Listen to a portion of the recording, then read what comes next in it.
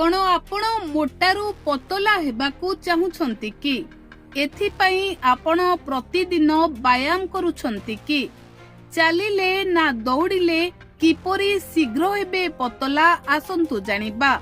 कौन आपण आपणको मोटापणकू नेई चिंतित रहुछंती कि मोटारू पतला हेबाकू आपण चालुछंती ना दौड़ुछंती, दौड़िबा द्वारा ना चलिबा द्वारा किपरि शीघ्र मनीष पतला होइथांती आसंतु एही वीडियो रे जानिबा।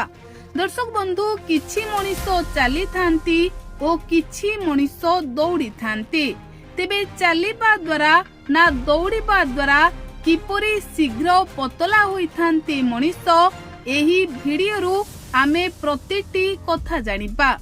आजिकाली व्यस्तबहुल जीवन रे मोटापा एक बड़ समस्या पलटिछि स्वास्थ्य पाई। मोटा हेबा द्वारा शरीर रे अनेक समस्या देखा देउछि, तेणु मोटारू पतला हेबाकू चाहुथिले आपण एभली करंतु। ओजन ह्रासर कथा आसिले प्रथम चिंताधारा हेउछि लोकंकर दौड़िबा। लोकमाने प्रायतः विश्वास करंती जे व्यायाम जेते द्रुत एवं कठिन हेबो सेते शीघ्र ओजन ह्रास हेबो। तथापि दौड़िबा समस्तंको पाई सहज नुहे।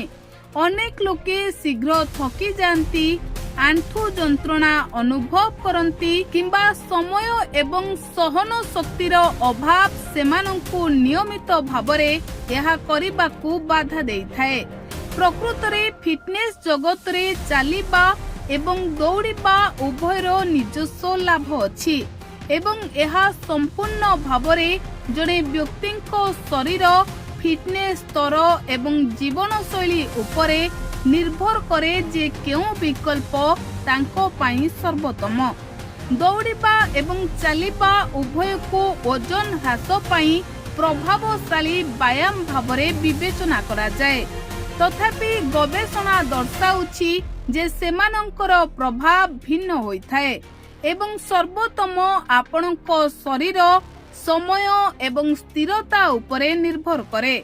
जर्नाल ऑफ ओबेसिटी रे प्रकाशित एक अध्ययन अनुसार जेउ माने दौड़ंती सेमाने समान दूरता पर्यंत चलिबा लोकंको तुलना रे ओजन एवं शरीर चर्बी द्रुत गति रे ह्रास करंती।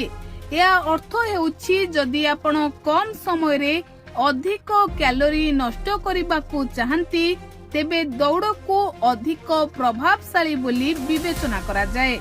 Bureau report, news at glance.